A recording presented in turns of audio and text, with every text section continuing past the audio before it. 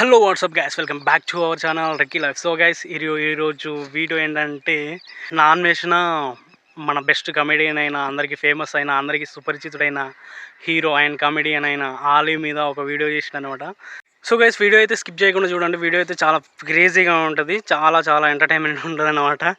Non వేసిన పేల్చే బాంబులు కూడా మామూలుగా లేవు, చాలా అంటే చాలా ఘోరంగా ఉన్నాయి అనమాట. సో ఇదైతే వీడియో అయితే స్కిప్ చేయకుండా చూడండి, ఫుల్ వీడియో చూడండి ప్లీజ్.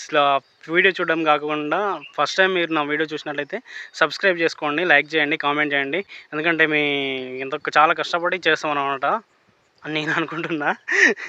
మీరు సపోర్ట్ చేస్తే ఇంకా కొంచెం ఎనర్జీ వస్తుంది, కొంచెం పుషప్ వస్తుంది అనమాట. సో వీడియో నచ్చినట్లయితే కామెంట్ చేయండి, ఖచ్చితంగా నచ్చుతుంది. వీడియో ఎండ్ వరకు అయితే చూడండి. సో నాకంటే బెస్ట్ కమెడియన్ ఆలీనే, బ్రహ్మానందం తర్వాత ఆలీనే. సో అతని మీద కూడా వీడియో చేసిండు.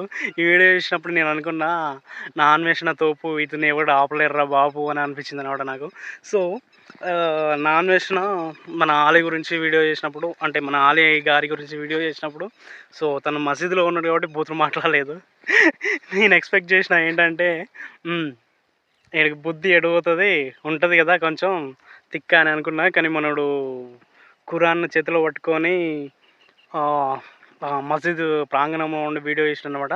సో అక్కడ బూతులు మాట్లాడడం కరెక్ట్ కాదు అని నాకు కూడా అనిపించింది. సో మనోడు కూడా బూతులు మాట్లాడలేదు, పద్ధతిగా చెప్పిండు అనమాట. సో ఏది అందరికీ అన్నం డొనేట్ చేసి, పెద్ద బిజినెస్ చేసి, పెద్ద స్కామ్ చేసిండు చెప్పేసి. సో గైస్, ఇప్పుడు ఇంకోటి ఏంటంటే, మనోడు చేసిన పెద్దది ఏంటంటే ఉప్పల్ బాలు గురించి అయితే పెద్ద కామెంట్ చేసిండు అనమాట. ఆ కామెంట్తో ఉప్పల్ బాలు తెగ వైరల్ అయిపోతుండు. సో ఇంతకుముందే మనోడు వైరల్ అనమాట. కానీ ఇప్పుడు ఇంకా చాలా మంచి పేరు వచ్చిందనమాట ఉప్పల్ బాలుకి. So Uppal Balu betting apps promote చేయలేదు అని కూడా చెప్పిండు అనమాట. నాకు అనిపించింది ఒకసారి ఉప్పల్ బాల్ గురించి చెప్పిన తర్వాత, ప్రతి ఒక్క యూట్యూబరు ఉప్పల్ బాల్ లెక్క ఆలోచిస్తే బాగుంటుంది కదా, ప్రతి ఒక్క యూట్యూబరు ఇలాంటి థింకింగ్ ఉంటే బాగుంటుంది కదా అని అనిపించింది.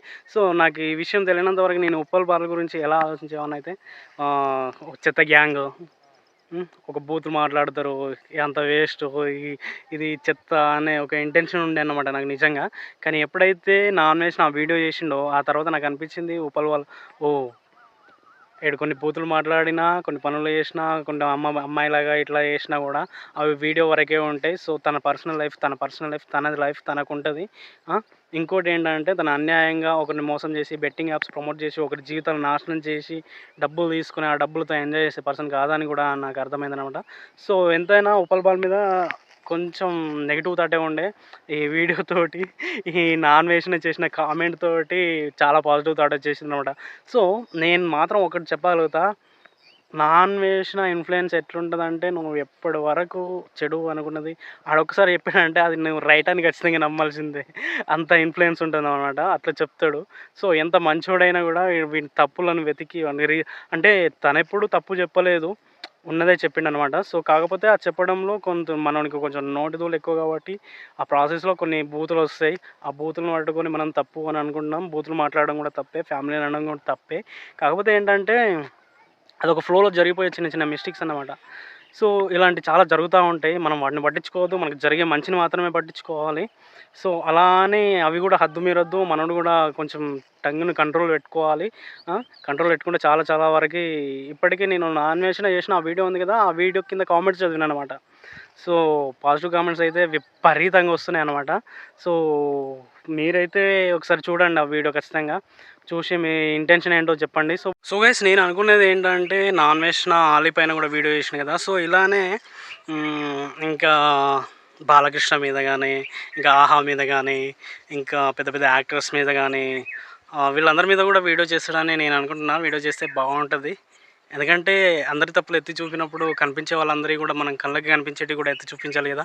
సో ఆ ధైర్యం నేను చేస్తాడని అనుకుంటున్నా. సో మీరేమనుకుంటున్నారో ఒకసారి అయితే కామెంట్ చేయండి.